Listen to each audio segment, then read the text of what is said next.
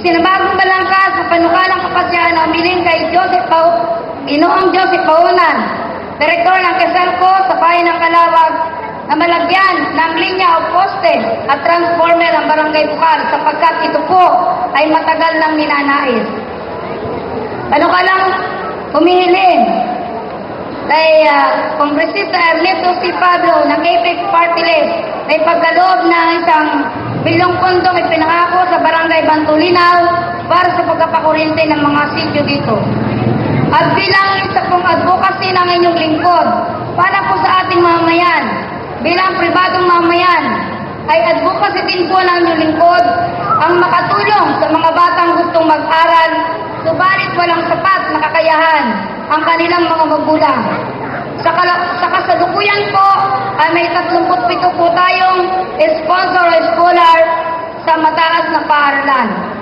Patuloy din po ang pagpapatupad ng inyong lingkod sa ugnayan kung saan ay nakikita po tayo sa ugnayan ng ating mga distrito. Ugnayan din po noong pong nakaraang February 13, tayo po ay nagkaroon ng ugnayan ang magkasanib ng Distrito 6 at Distrito 7 ay nagkaroon po ng pagsasanib sapagkat dito po na ipamalas ang pagkakaisa ng mga barangay ng iba't ibang distrito. Kung kaya kami po ay nagkaisa ni Consiala Lea na kami ay mag-ugnay sa isang ugnayan. At hindi po kami nabigo sapagkat ang aming pong laging mga panauhin ay nakatulong sa aming mga barangay na kung saan ay nagbigay ng mga pananim. Asahan po ninyo ang inyong lingkod ay patuloy na mag-uulat ng aming mga nagawa. Kung ganito pong isang taon na aming panunungkulan ay sa maliit po naming kakayanan ay naibahagi po namin ang aming munting kakayanan para po maisawalat sa inang bayan ng Calawag. Kaya kami po ay nagpapasalamat sa lahat ng mga punong barangay, sa mga kawani ng barangay, sa pagpatuloy po nilang pagsuporta, hindi lang po sa kanilang mga barangay, bagkus sa ating inang bayan ng Calawag. Kaya muli po ang pasasalamat ng iyong lingkod at muli po ay mabuhay ang bayan ng Calawag. Patuloy po nating paunlarin ang bayan ng Calawag para po sa kapakanan ng ating mamayan. Maraming salamat po at magandang gabi. Hindi ko na po hahaba na aking pagbati dahil batay po sa pinagkasunduang patakaran ng programang ito ay meron pong nakatakdang oras para po sa aming pagsalita. Hayaan nyo na lamang po na ako'y bumati sa lahat po ng ating mga panauhin, mga kababayan ko dito sa bayan ng Calawag, sa distritong aking nasasakupan at higit sa lahat ay sa aking may bahay na aking katuwang sa pagsiservisyo. Magandang gabi po sa inyong lahat. Ang pangunahing gampanan ng konsehal ng bayan ay ang gumawa ng mga patakaran, resolusyon, kahilingan para po sa kagalingan ng ating pong bayan. Kung kaya't yan po ang unang ginampanan ng inyong lingkod sa unang taon ng aking pagsiservisyo bilang konsehal ng bayan po ng Calawag. Tayo po ay nagpanukala ng 11 kapasyahan at ito po ay napagtibay. Hindi ko na rin po iisa-isahin ang mga kapasyahan aking napagtibay at pinanukala sa Sangguniang Bayan sapagkat ako po ay gumawa ng report. Kanina po ay pinamahagi na yan ng aking mga kasamahan at alam kong ang ilan sa inyo ay nabasa na yan o kaya po ang iba naman ay dadalhin sa kanilang tahanan at babasahin kinabukasan. Kung ang pag-uusapan po ay gawaing pagsasabatas o ordinansa para sa kapakanan ng ating pong mga mamayan, hindi po nagpahuli ang inyong lingkod. Sapagkat sa Sangguniang Bayan ng Calawag, meron lamang pong 12 panukalang kausang bayan na tinatalakay, hindi po kasama rito ang pag-aaproba ng mga Memorandum of Agreement at ang ating pong mga appropriation ordinance. At sa 12 ordinansang pambayan pong yan, 4 ang ipinunukala ng inyong lingkod. Ito po ay ang panukalang kautosang bayan bilang 4. Ito po ay isang panukalang kautosang bayang maglalaan ng pondo para po sa mga insurances ng ating pong pananim ng mga magsasaka kung ito po ay dadaanan ng bagyo. Panukalang kautosang bayan bilang 8. Ito po yung panukalang kautosang bayang magtatakda ng disenyo, kulay, numerong gagamitin sa pagrerehistro ng ating mga bangka sa karagatan upang sa kanilang pagkakilanlan. Sapagkat alam naman po natin, kailangan ng ating mga bangka pagkakilanlan, lalong-lalo na po yung mga bangkang ginagamit sa iligal na pangisda sa ating pong bayan. Panukalang kautosang bayan bilang 9. Ito po yung panukalang kautosang bayang nagtatakda ng pagpapalawig, ng pagbibigay ng kaalaman sa ating mga nanunungkulan at sa ating mamamayan para sa kanilang karapatang pantao. Dahil hindi po lingid sa ating lahat, kung tayo pupunta sa kanayunan, marami pa rin mga mamamayan natin ang hindi alam kung paano nila pangangalagaan ang kanilang ari-arian, ganun din ang kanilang mga karapatan. Panukal, ang isang kautosang bayan pinagtibay na. Ito po yung kautosang bayan bilang labing-isa. Ito po ang kautosang bayan o nag-aamenda dun po sa ating Calawag Public Market Economic Enterprise. Ito ay ang pagbubuo ng Board of Directors ng ating pong Calawag Public Market Economic Enterprise, sapagkat alam po natin na kailangan ng isang body na siyang tutuwang titimon, magdidisenyo ng kaunlaran para sa mas lalo pang ikaunlad ng ating pong palengke. Mula po sa ating Municipal Development Fund, ito po yung pundong ipinagkakaloob ng ating pamahalaang bayan sa aming mga konsyal.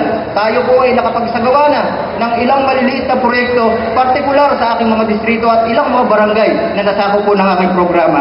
Ito po ay ang pagsasaayos ng pre-elementary school building sa Barangay Yagana, pagsasaayos ng Barangay Hall ng Rizal Ibaba, pagsasaayos ng public building ng Arsenio Nicolas National High School, pagsasaayos ng Barangay Hall ng Mabini, konkreting ng pathway ng San Roque Ilaya, konkreting ng pathway ng Rizal Ilaya, at pagsasaayos ng manpower building ng San Roque Ibaba. May mga proyekto na rin po tayo ngayong napaglaanan ng aking Municipal Development Fund at nasa proseso po ngayon ng pag-ayos ng papel para po sa pagsasakatuparan. Kasama po dyan ang pagsaayos ng manpower building ng Sabang Dos, konkreting ng pathway ng San Roque Ilaya, pagsasaayos ng school canteen ng Santo Angel Elementary School, at konkreting ng pathway ng Rizal Ilaya. Sa pakikipag-ugnayan po natin sa tanggapan ng ating Congressman Tanyada, naging bahagi rin po tayo upang tayo ay makapagdala ng mga serbisyong sosyal sa mamayan ng ating kumbayan ng Calawag.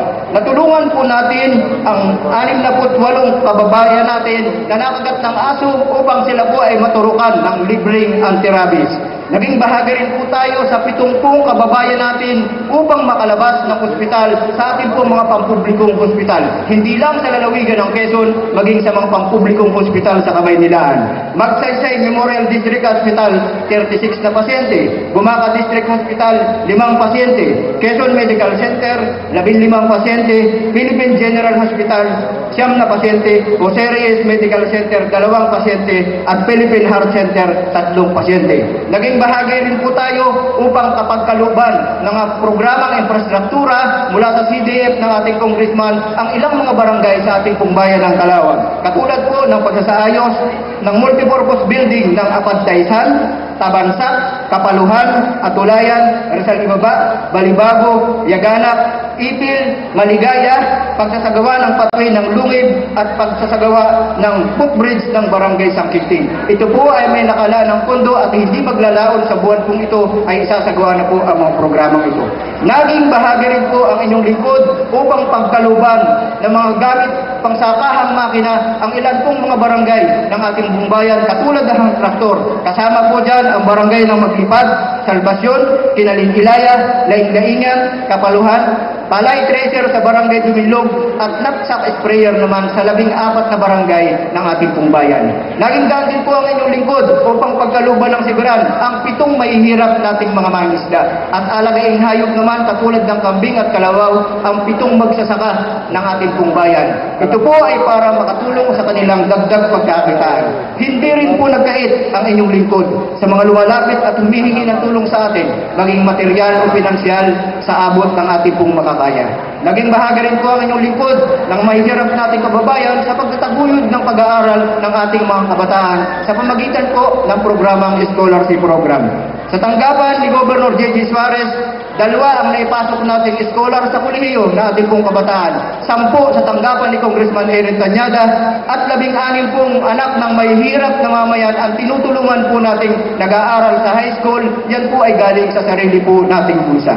Ang lahat pong yan ay ginampanan ng inyong lingkod sapagkat yan po ang ating tungkulin sa bayan. Umasa po kayo sa mga susunod na taon at mga susunod na araw, mas lalo pa hong pag-iibayuhin ng inyong lingkod na makapag-ambag ng kaunlaran sa ating bayan at sa ating mamayan. Asahan po ninyo ang isang tunay at tapat na paglilingkod ni Konsehal Leonardo Dimitriano. Maraming salamat. Magandang gabi po sa inyo. Sa ating ginagalang na punong bayan, Engineer Luisito Isordi, sa kasamahan ko sa Sangguniang Bayan, sa panguna ni Vice Mayor Ernesto Ortiga, sa ating mga panauhin, sa ating mga punong barangay, sa ating mga pinuno, mga namiminuno ng mga tanggapan, lokal at national offices, sa ating mga senior citizen, sa ating mga business sector, sa ating mga tauhan ng simbahan, sa mga nakadilaw na LSB movement,